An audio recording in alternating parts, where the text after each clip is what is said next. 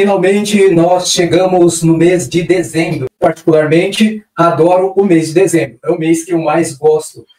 Simplesmente porque o mês de dezembro nos traz um clima diferenciado, um clima mais gostoso, um clima que nós não estamos acostumados a vivenciar durante toda a trajetória dos 365 dias que nós temos no ano. Desses 365 dias, 30 deles, o mês de dezembro, é o melhor período, pelo menos para mim. Não é por conta das festas, mas é por conta da psicosfera que se instaura, que é algo super diferente, que é mais aprazível, que nos dá um conforto, assim por dizer, muito maior. E tudo que nós falaremos hoje é justamente sobre este assunto. Nós vamos passar alguns slides introdutórios, como passamos nos nossos outros encontros, lembrando que nós estamos na série de live de 3 episódios que nós denominamos Trilogia Cura Holística. Por que trilogia? Porque são 3 lives e cada uma das lives aborda aspectos de 3 livros que nós compusemos no curso deste ano de 2024. Trabalhamos bastante, fizemos alguns livros, fizemos alguns cursos, realizamos algumas lives no Instagram, algumas lives também aqui no YouTube, e esta será a nossa última live do ano. E hoje, dia 1º/12, nós falaremos exclusivamente do equilíbrio das energias do ambiente. Novamente, me apresentando quem nós somos, meu nome é Sidney Cabral, eu sou educador espírita, também sou produtor de conteúdo, produzo conteúdos no YouTube, no Instagram, porque, como podem ver aqui, nós somos certificados em algumas qualificações. Primeiro, a nossa base como terapeutas é de Sensei de Reiki, eu ensino Reiki, também apometria e também hipnoterapia, são os três campos ou as 3 áreas de conhecimento que nós vimos estudando ao longo do tempo. Também sou autor de, como já dissemos, 3 livros deste ano. Então, o primeiro livro, Vida Desperta com Reiki, Autocura e Saúde Integral. Falamos um pouquinho de Ho'oponopono e seus benefícios curativos. E hoje mencionaremos um pouquinho do Guia Feng Shui para iniciantes. A nossa missão é sempre propor reflexões para uma vida mais feliz. Não é transformar a vida de ninguém, mas pegar tudo aquilo que nós aprendemos, estudando, pesquisando e também na vivência prática e que funcionou muito bem para nós e fazer com que as pessoas tenham acesso a isso e reflitam como isso pode ser útil também para suas vidas, fazendo as suas experiências, obviamente. Para isso, nós estruturamos 4 cursos. Então, este curso de desenvolvimento psicodinâmico são vários insights úteis para que você trabalhe cada um deles e tenha uma melhor qualidade de vida. Temos no curso de autocuidado com Reiki, que é parcialmente gratuito, tem algumas aulas, digamos assim, degustação, para que você perceba a proposta do curso e, se gostar ou não, avance neste curso, que é um curso em nível 1 de Reiki, destinado exclusivamente para o seu autocuidado. Temos a formação completa de Reiki, que vai da iniciação até o mestrado, que é um curso destinado à formação de outros mestres de Reiki, ou seja, senseis, aqueles que são habilitados a ensinar. E temos, por fim, o curso de cristaloterapia. Hoje nós começaremos a falar, aliás, sobre harmonização da psicosfera doméstica. Veja bem, como nós dissemos, nós estamos em um planeta cuja orientação é um tanto quanto caótica. Nós temos medo de doenças, nós temos medo de sair à rua em determinados horários ou em determinadas circunscrições geográficas, porque temos medo do quê? Das violências que estão avultadas a todo instante. Nós vemos isso na televisão. Isso leva para o indivíduo humano um excesso de preocupação que também faz com que se desenvolvam outras enfermidades, que nós já explicamos, começam sempre no campo psíquico, se exteriorizam qualificando as nossas emoções e, por vezes, se não identificados e controlados a tempo, passam a somatização, ou seja, a enfermidade do corpo. E nessas enfermidades, uma que nos traz bastante dificuldade de aceitação são as doenças incuráveis, porque nós temos as curáveis, que são as tratáveis e curáveis, temos as tratáveis e não curáveis. E essas incuráveis que nos assustam sobremodo. Principalmente se alguém chegar para você depois de um exame médico e falar você está com um certo tipo de câncer. A pessoa destempera totalmente, ela fica entristecida ou fica revoltada com a vida, e tudo isso, o entristecimento ou a revolta, desfavorece sobremaneira a possibilidade de cura. Nós já tratamos deste assunto nos 2 encontros anteriores. Então, sabemos que a cura depende de nós. Onde? Nos fatores subjacentes. Uma vez que a enfermidade já é uma enfermidade somatizada, somática, atingiu o corpo físico, é necessário que nós busquemos a ciência terrena, a ciência médica, para nos ajudar a conter o avanço no físico e também fazer o tratamento necessário para, uma vez que o objetivo é não avançar, mas o tratamento necessário para que consiga-se, ou se consiga, a cura. Mas, veja bem, nós mencionamos que existem fatores subjacentes, e esses fatores subjacentes, se não controlados, nos desfavorecem a cura. Por quê? Porque como as nossas lives são a trilogia cura holística, numa visão holística, não existe cura resolvendo a sintomatologia do corpo físico, porque ainda existe o início e o transcorrer do processo que não foram cuidados e que estes estão a afetar o corpo físico. Desta forma, quando nós falamos em um planeta atribulado, cheio de dificuldades, é necessário que nós saibamos lidar com este processo que é irremediável até que nós consigamos avançar em intelectualidade e em moralidade e tenhamos, por meritocracia, a possibilidade de migrar deste mundo para um mundo mais sereno, um mundo mais feliz. No nosso caso, um mundo de regeneração. Então, o que fazer quando eu, por exemplo, me defronto com uma situação, estou à rua ou estou no trabalho, me defronto com uma situação de agressividade? Tudo que eu tenho que fazer é aquilo que nós já passamos no dia 29 e ontem, dia 30, que é o autocontrole. Quando eu tenho o autocontrole, eu modifico a estruturação da psicosfera externa ou do ambiente em que eu me encontro. Não necessariamente, mas, com certeza, eu deixo de contribuir desfavoravelmente com a minha desesperação, com a minha fúria, com a minha raiva, com o meu rancor, com o meu ódio, com a minha mágoa, que são energias, como já dissemos, desqualificadas, que nos colocam em um estado alterado de conscientização, e este estado nós chamamos de estado desarmônico. Então, os estados desarmônicos são a base para a base para a desarmonia. É lógico que são a desarmonia, mas a base para a enfermidade de qualquer sorte. Nos 3 campos já mencionados. Psíquico, no campo emocional ou psicoemotivo, e migrando, avançando mais, acaba afetando também o nosso corpo físico. Então, o que isso tem a ver com o nosso tema, que é a harmonização da psicosfera doméstica? Tem tudo a ver, porque quando eu sei sobre isso, eu deixo de contribuir para que isso piore ainda mais. Qual é a vantagem de não se colaborar para que avulte ainda mais a problemática da psicosfera de uma certa localidade, do ambiente de trabalho e tudo mais? Primeira vantagem, quando eu conheço e sei que eu devo me calar, eu estou usando o termo calar como uma metáfora, me calar diante não dar uma resposta semelhante àquela ambientação em desalinho. Quando eu entendo isso, todo aquele ambiente psíquico que é desfavorável vai deixar de me afetar de forma a me desarmonizar. Eu continuo um ser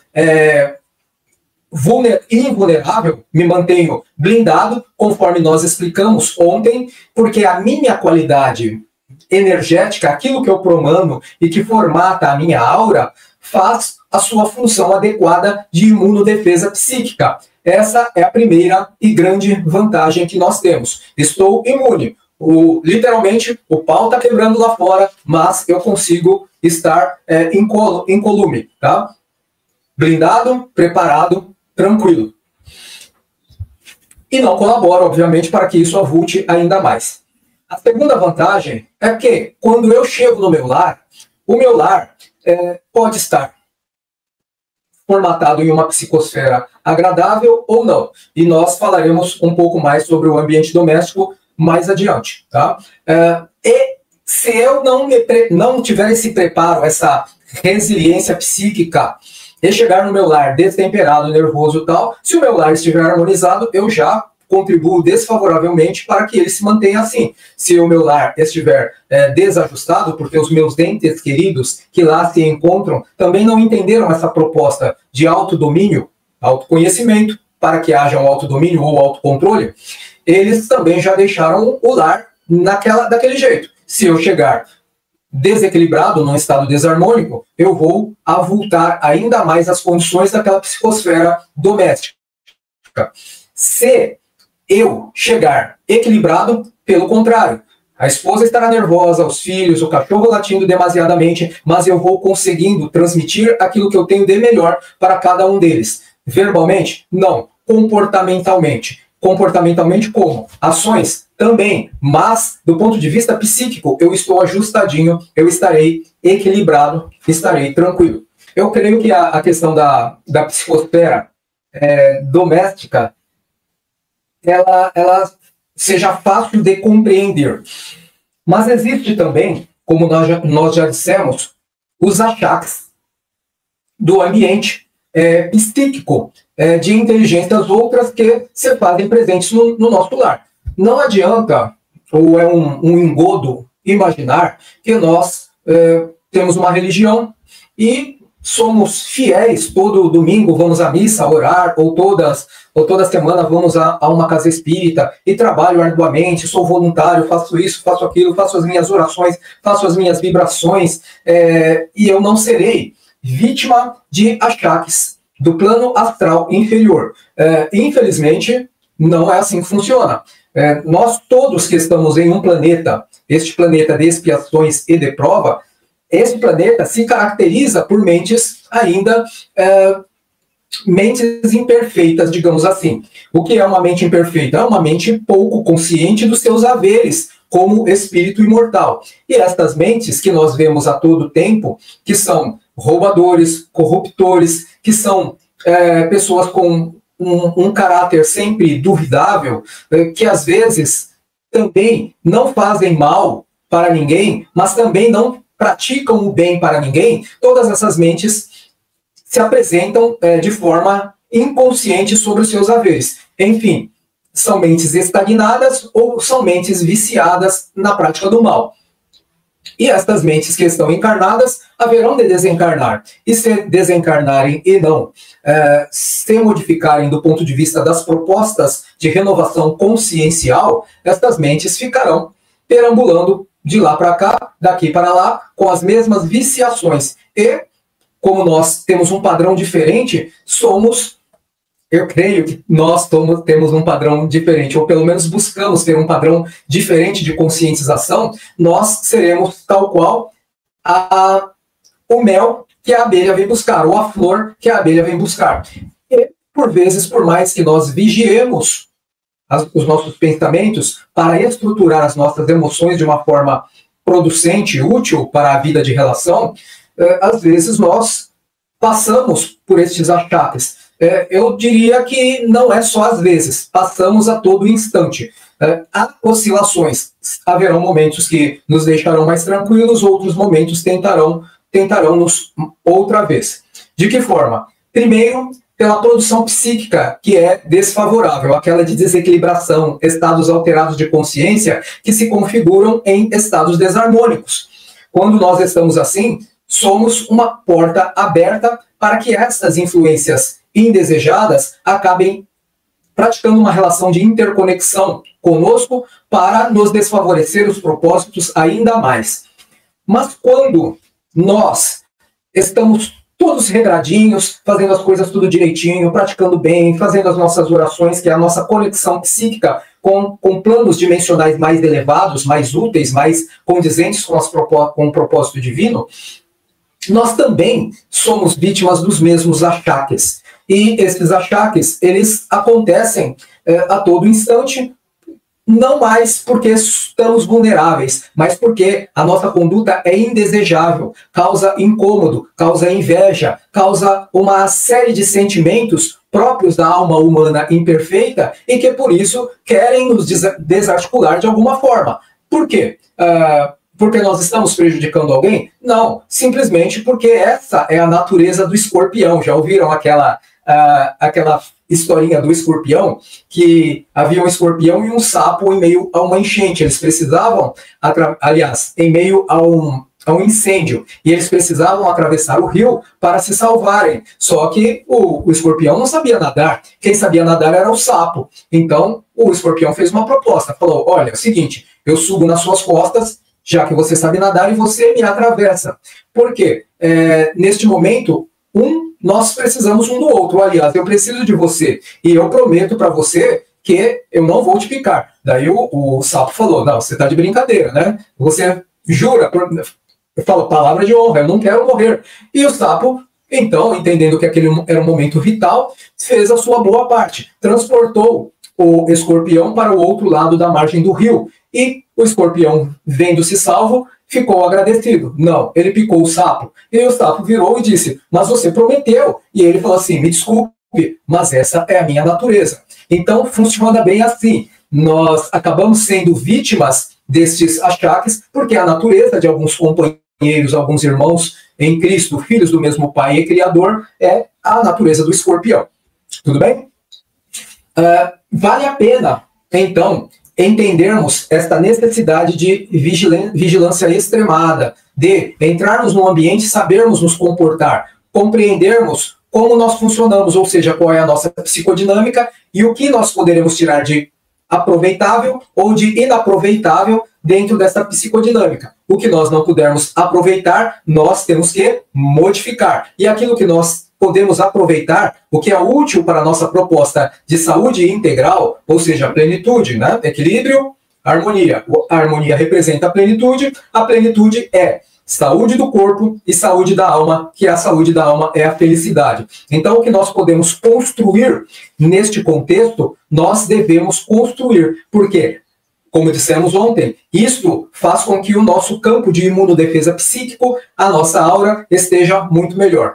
Onde nós entrarmos, seremos pessoas agradáveis, desagradáveis em nosso comportamento para aqueles que gostam da desordem, porém, do campo dos sentimentos, das sensações espirituais, ou dos sentimentos e das sensações de leveza, de paz e de tranquilidade, inegavelmente nós seremos pessoas bem vistas, benquistas.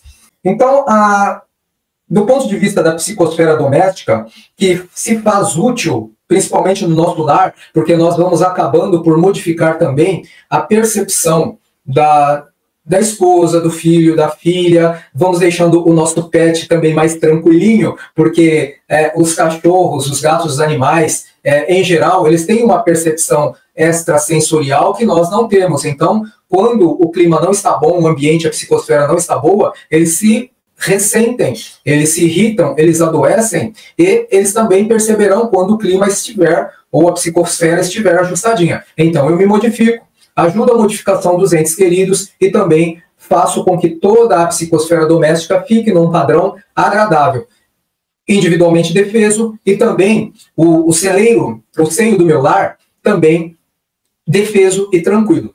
Agora, a próxima pauta que nós temos é sobre os terapeutas e a interferência psíquica, que é uma pauta interessante, que também nós falaremos de uma forma bem abreviada, mas que vai modificar a concepção de terapêutica neste aspecto de autoproteção. Enquanto nós, no ano de 2020 para 2021, enquanto estávamos nos interessando por algumas práticas, que foi a nossa prática formativa em Reiki, também em apometria, nós lemos bastante livros e fizemos bastante pesquisas. Foram destes livros e dessas pesquisas que resultaram estas obras autorais que nós apresentamos. O livro Vida Desperta com Reiki, o livro Guia Feng Shui para iniciantes e Ho'oponopono e seus benefícios curativos. E também os 4 cursos que nós apresentamos agora para você.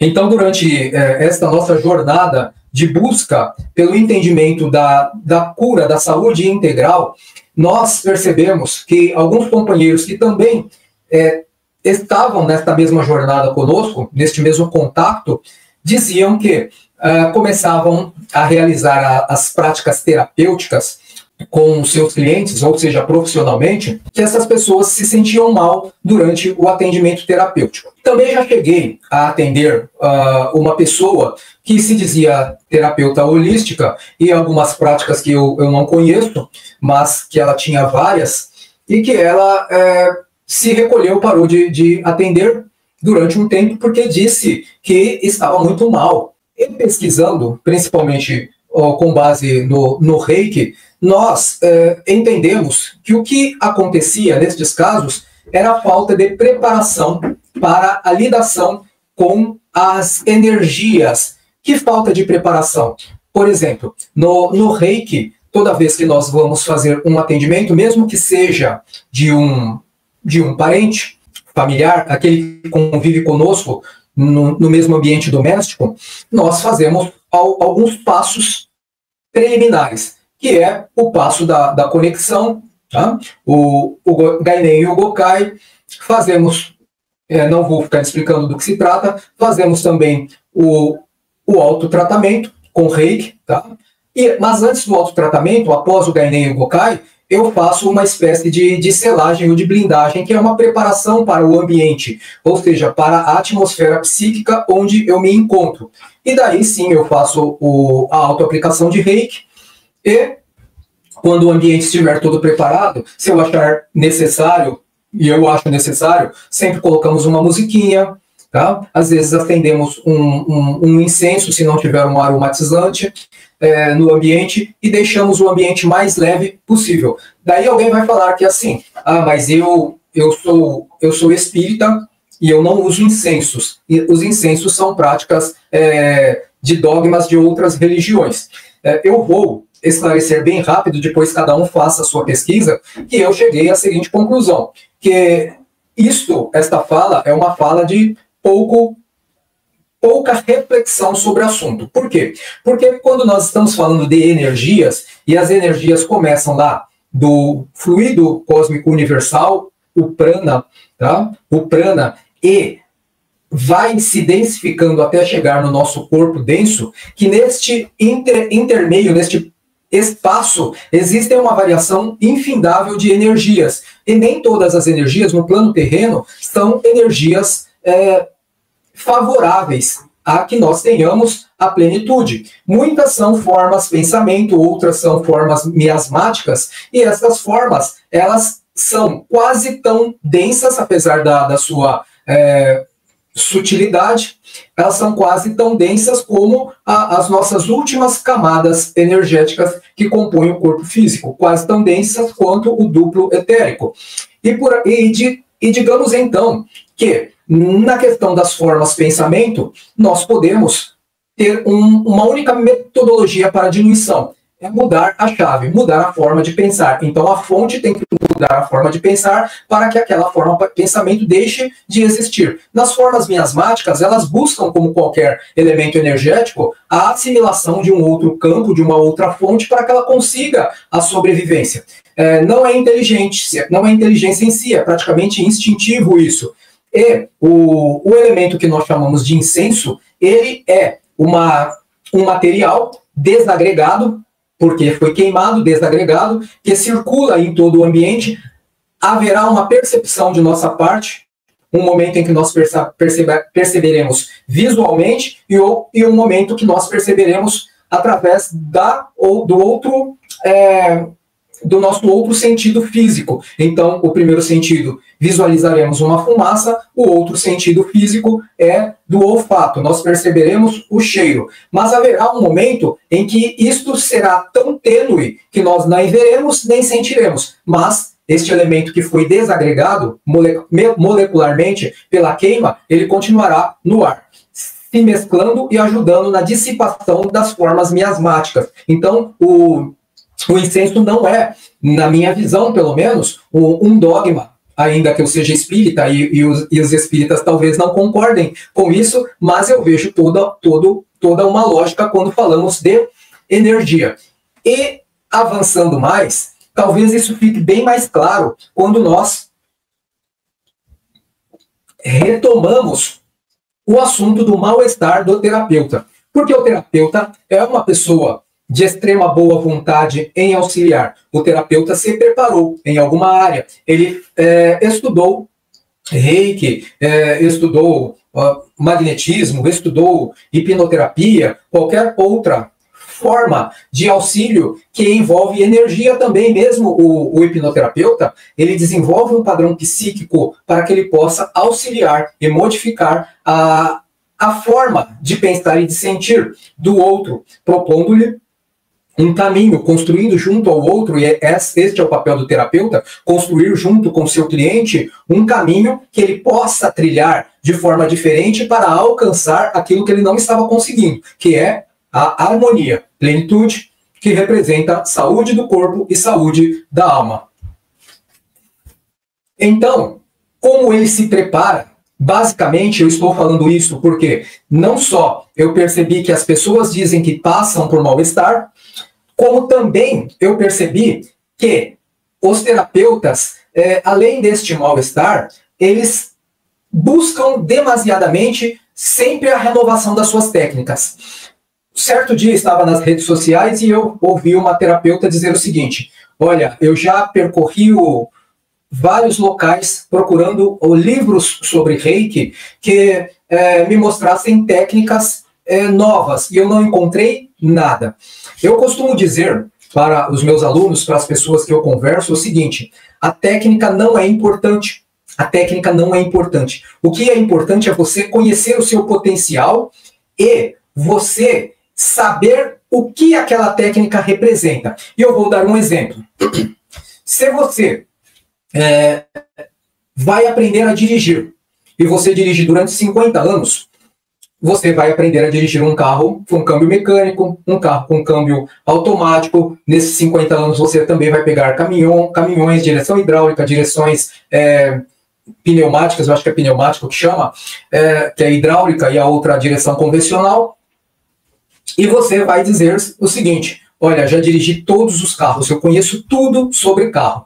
Mais ou menos. Você tem a técnica para a condução do veículo automotor, porém, a mecânica deste veículo você desconhece, porque você nunca foi se aprofundar na mecânica. E as técnicas para o terapeuta representam a mesma coisa. Eu posso aprender várias técnicas, mas eu sempre tenho que questionar e perguntar por quê? O porquê da técnica? O que ela representa? Por que deve ser assim e não de outra forma? Só pode ser assim? E por que só pode ser assim?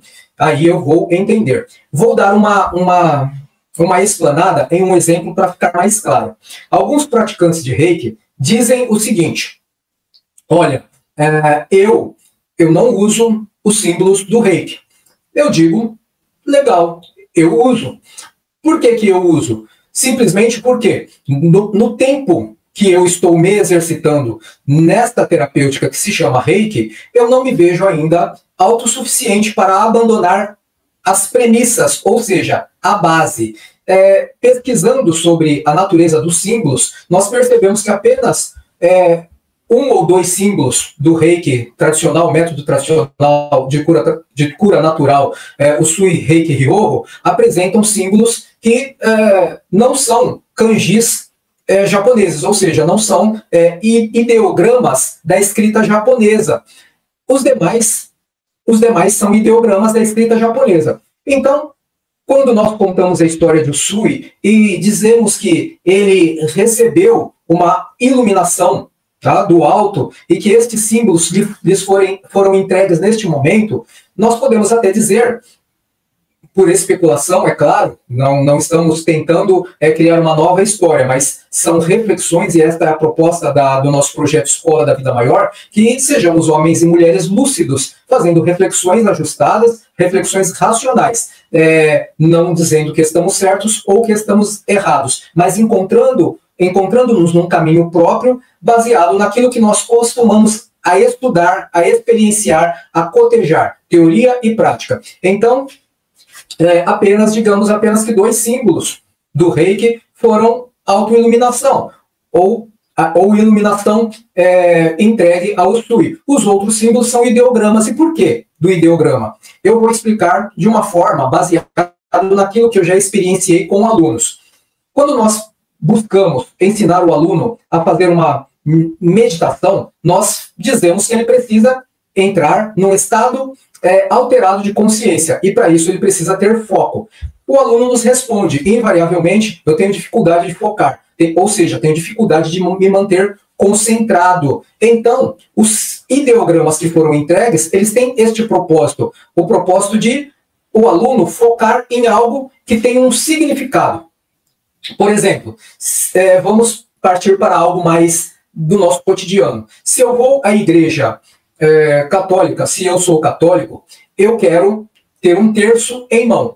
Se eu não tiver o terço em mão para fazer a minha oração Ave Maria, eu acho que aquela oração não teve o efeito necessário, porque eu me acostumei com isso. Então, o objeto, o ideograma, são instrumentos utilizados para que nós foquemos a nossa atenção, porque ainda estamos com dificuldade nesta vida de relação de focarmos naquilo que vai colaborar para a nossa construção espiritual. Então, agora voltamos lá para o desconforto do terapeuta, quando o terapeuta diz que eu passei mal, podem ter certeza, ele buscou, aprendeu, dominou determinada técnica, mas ele não parou para entender que por detrás da técnica existe uma energia que ele desconhece. Ele está trabalhando com foco numa técnica para dispensar as suas energias que são captadas do alto, tá? Para o tratamento de alguém, com a boa vontade de tratar alguém. Ele fez o seu preparo, mas ele desconhece que nos bastidores existem energias inteligentes, tá? Que elas estão ali.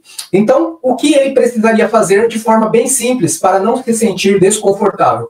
Toda aquela preparação, lembrando que no nosso encontro de hoje nós estamos falando de ambiente, de psicosfera, de ambiente, tá? Fazer toda aquela preparação, a preparação própria da sua prática terapêutica para si, tá? De meditação, de introspecção, se fortalecendo, se conectando com os auxiliares do plano maior, porque nós não trabalhamos sozinhos. Depois que ele fizer isso, ele vai fazer o seu autotratamento, no caso do Reiki, nas outras terapias eu não sei como funciona bem. Na apometria também nós preparamos o ambiente. Depois ele vai fazer o quê? Ele vai fazer o isolamento do ambiente, mas já numa conexão diferente, mentalizando ou intencionando que todas as energias que ali se encontram, inclusive e principalmente as energias inteligentes, ou seja, as energias sencientes, que são os espíritos, que estarão sempre conosco. Não adianta falar, não, minha casa não tem esse problema. Sempre tem espíritos de toda ordem conosco, os mais elevados, os menos elevados, aqueles que se associam conosco e que estão na mesma faixa de perfectibilidade, entre aspas, se poderíamos dizer assim. Então, quando ele entende isso, ele vai fazer um preparo, não para energias de forma genérica, poderíamos dizer assim, mas principalmente para as energias sencientes, ou seja, espíritos que pensam que estão acostados no ambiente por algum motivo, espíritos que às vezes nem estavam no ambiente, mas vieram junto com o consulente ou com o cliente e precisam de auxílio também. Então, as terapêuticas de toda ordem, elas são para pessoas que querem utilizá-las para a prática da caridade, ainda que vendam as suas terapêuticas, ou seja, trabalhem profissionalmente com elas. Elas fazem de boa vontade porque elas veem nisso algo útil para si e para a humanidade, mas precisam entender que se não existe uma inteligência junto de ti que está em condições de te ajudar no processo, existirá sempre uma que estará necessitada do seu concurso amoroso. Da mesma forma, se ela não estiver lá previamente, poderá vir junto com o seu consulente. Então, basicamente, isso resolve tudo. Eu vou acender um incenso, um aromatizante, uma musiquinha e tal, mas nunca se esqueça de intencionar o auxílio para estas energias sencientes, para estes companheiros da dimensão espiritual. Como eu vou fazer? Qual que é a técnica? A técnica é simples. Você já fez no começo. Você entrou em conexão através da meditação, pedindo respaldo para aqueles guias espirituais, para os mestres os mestres ascensionados do Reiki, para as linhagens hierárquicas do Reiki, se você for praticante do Reiki, ou para outros guias que se afeiçoam a você na prática que você está acostumado a realizar. Mas do que são guias para nós concluirmos essa etapa? Veja bem, a vida é movimento, e a vida é um processo educativo para todos nós. Nesse processo educativo, existem mestres, existem alunos, existem companheiros de jornada também.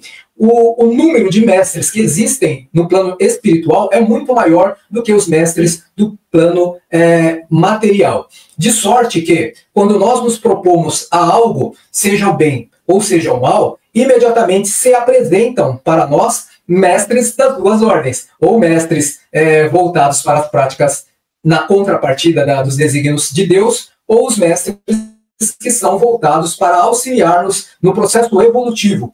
E se eu digo, eu quero aprender uma terapia holística para ajudar as pessoas, pode ter certeza, o pensamento verte em uma velocidade inimaginável e atrai rapidamente aqueles que estão à disposição para te ajudar. Então será a essas pessoas que lá no seu preparo você vai fazer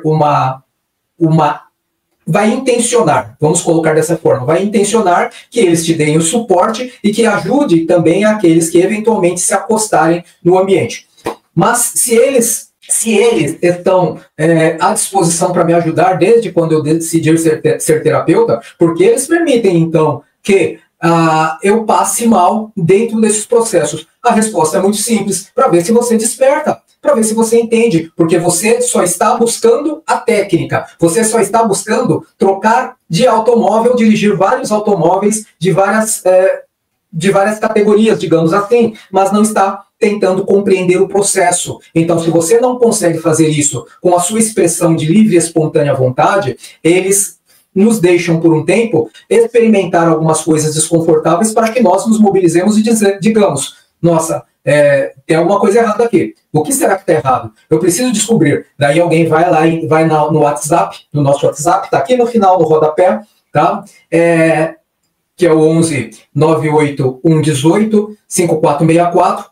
Só atendo mensagens de texto e de áudio, não atendo ligação, tá? E manda uma mensagem. Falei, Sidney, aconteceu isso e isso comigo. Como eu faço para resolver o que está acontecendo? Daí nós vamos lá e vamos explicar as mesmas coisas que estamos a falar agora. Então, você já se mobilizou, você foi atrás, foi à busca para tentar entender. E se você não passasse por esse desconforto, você não estaria realizando a sua boa parte dentro do processo e o seu guia espiritual, além de te mentorar, estaria ainda fazendo o trabalho que era teu de proteção energética, que foi aquilo para o qual você se qualificou.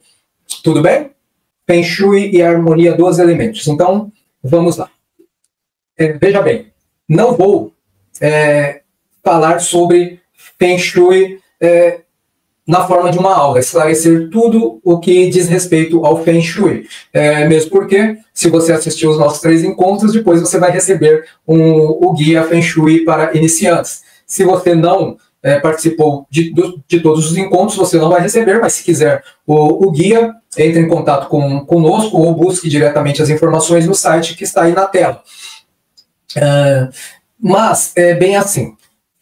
Eu costumo dizer que as verdades do mundo, ou os saberes do mundo, estão espalhados pelo mundo, nunca concentrados em uma só pessoa, por mais inteligente que ela seja, e tampouco numa única cultura ou numa instituição religiosa qualquer. Está pulverizado. Porque se acharmos que, por exemplo, você falou que é espírita, o espiritismo se caracteriza pela racionalidade. Então, é a melhor religião que tem. Eu digo que, começaria dizendo que, primeiro, o espiritismo não é uma religião, é uma doutrina, então já afastaremos essa possibilidade de ser a melhor. Segundo, que o próprio evangelho, segundo o espiritismo, em determinado trecho, diz que fora da caridade não há salvação. E todos nós podemos praticar a caridade. Ele não diz fora da religião não há salvação e nem fora da verdade não há salvação. Portanto, o Espiritismo, que não se arroga como detentor da verdade, também é uma doutrina que deve ser analisada em suas bases, mantendo-se, obviamente, estas bases que são primordiais, e estar sempre à busca de outras informações para que possamos robustecer ainda mais a nossa consciência, crescer em entendimento e em sentimento. Porque nós falamos que a vida é movimento incessante. As coisas se movimentam e aquele que se indispõe à movimentação fica estagnado. Quem está estagnado é semelhante à água de um riacho que fica parada e gera lodo. Então, nós não estamos crescendo de forma alguma. Então, quando nós falamos de Feng Shui, é porque ele é uma prática bastante interessante que trabalha os elementos essenciais, o fogo, ar, água, madeira, metal, são cinco elementos. Ele propõe a harmonia do ambiente baseado na elaboração ou na elaboração de uma estrutura espacial que receba, antes de tudo, aquilo que eles chamam de Qi.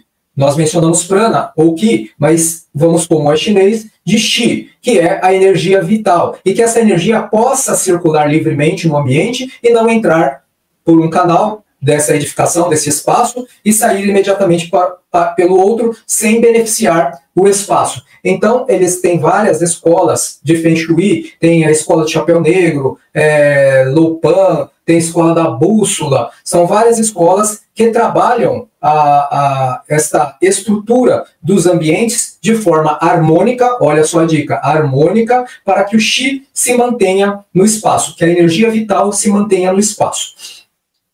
E a outra questão é que, para que haja o equilíbrio interior do espaço, todos esses elementos que nós mencionamos, água, fogo, terra, metal, ar, todos esses elementos eles deverão estar distribuídos de forma harmônica em cada um dos palácios, ou seja, cada um dos ambientes, tá? Cada um dos ambientes que configuram aquele espaço ou domiciliar, ou escritório, ou seja lá o que for. Até para a construção dos cemitérios, o Feng Shui é utilizado para que haja uma harmonia, um equilíbrio. Então, todos os elementos deverão estar presentes sem excesso. O equilíbrio reside nisso, não havendo excesso, onde um prejudique a ação do outro. Então, basicamente, o Feng Shui tem esta proposta, que é a harmonia dos elementos. Então, se nós formos pensar assim, de tudo que nós vimos na live, desde a live do dia 29, 30 e 31, nós percebemos que nós temos como nos equilibrar, live do dia 29, mantendo assim a harmonia, existem alguns processos e já passei alguns exercícios, que nós podemos manter a nossa qualidade harmônica, a nossa qualidade vibratória de maneira harmônica e que ela possa favorecer a interação com a vida de relação para que o ambiente não nos impacte e, se impactar, nós estejamos robustecidos o suficiente para não nos ressentirmos e, se nos ressentirmos, que nós tenhamos as condições de entendimento suficientes para recuperar rapidamente o padrão aceitável de saúde, que é a plenitude transitória, né? Transitória porque às vezes nós damos uma caidinha vibracionalmente, às vezes nós estamos esfuziantes, né? Ai, que alegria, que também não é o bom, nem tanto ao céu, nem tanto à terra, mas o equilíbrio, a harmonia está no equilíbrio de tudo.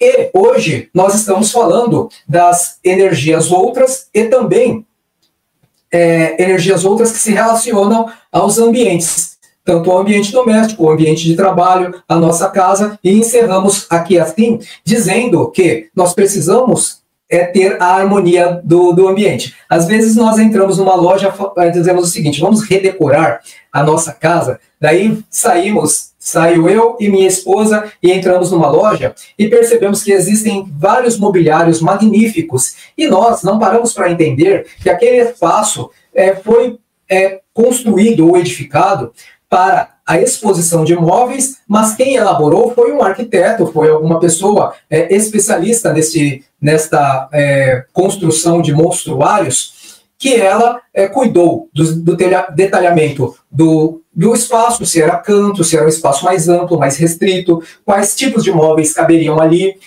quais as cores de móveis que ornavam com a decoração da parede, para que quando eu e minha esposa cheguem no local, nós fiquemos maravilhados com aquilo que nós estamos apreciando. E daí, porque está muito bonito, eu digo o seguinte, ó, deixa eu ver, eu me preocupo às vezes com alguma coisa, com a metragem, levo uma trena e mesto o tamanho do guarda-roupa, do armário de cozinha e falo, ó, vai dar certinho na nossa casa, e trago. Quando chega, nós percebemos que estamos lá com um avolumado de mobiliário, todos de madeira, por exemplo. Armário de cozinha de madeira, tá? Bancada de madeira, mesa de madeira, tudo de madeira.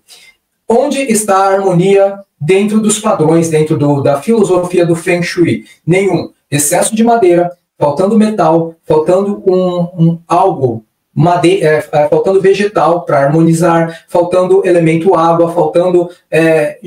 coloquei o armário de cozinha, mas tampou uma parte da janela. Eu não calculei a janela. Então falta o arejamento necessário, não entra aqui. Tá? Às vezes eu quero construir uma casa e porque eu não sou arquiteto nem engenheiro, eu vou lá fazendo a minha estrutura, o meu planejamento e faço o chamado puxadinho, onde entra o que aqui na direção da minha mão direita e do outro lado, porque aqui tem uma janela e aqui do outro lado tem uma porta. Então o que entra e atravessa a porta e então ele não sustenta o ambiente de vitalidade.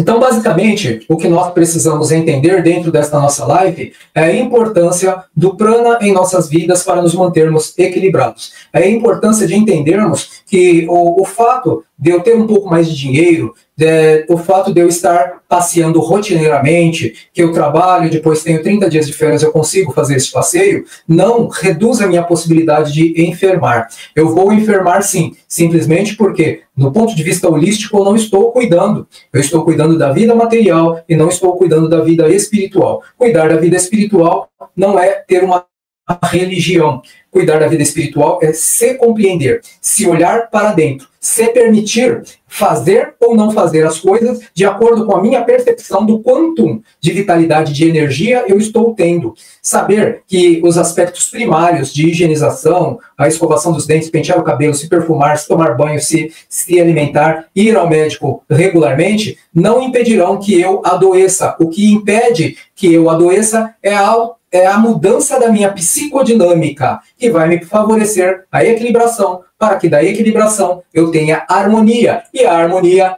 é a plenitude, que representa a saúde do corpo e a saúde da alma, porque eu sou feliz. Eu espero que estes 3 dias de encontro tenham sido úteis para você. Se foi útil, namastê. O Deus que habita em mim saúda o Deus que habita em você. Tenha uma boa vida.